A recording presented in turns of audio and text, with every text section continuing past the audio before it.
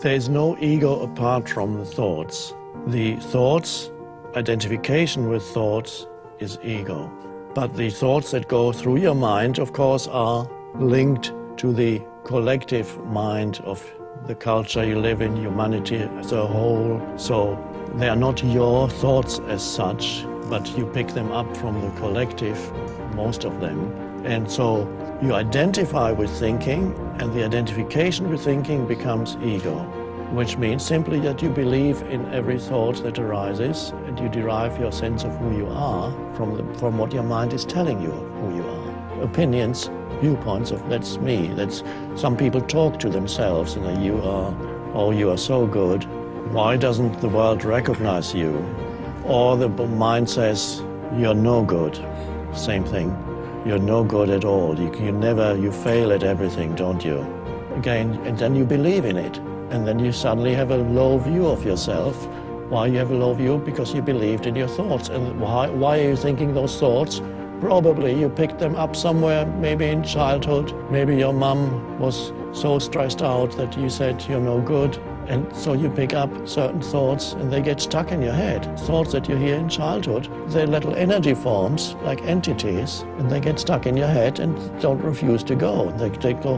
And the more you believe in it, the more lodged, more deeply lodged they become in your mind. And so some people are stuck with very hostile entities. I'm saying entity, not in some spooky way, but every thought is an energy form, and as such we could call it an entity.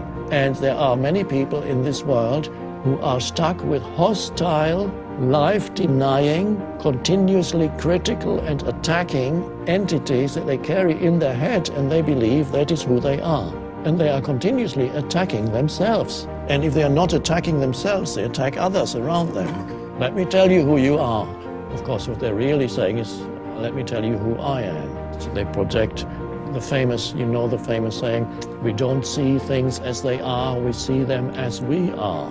Which means you look at reality through the screen of your thinking and your judgment, which is conditioned by the past. A dreadful prison to live in.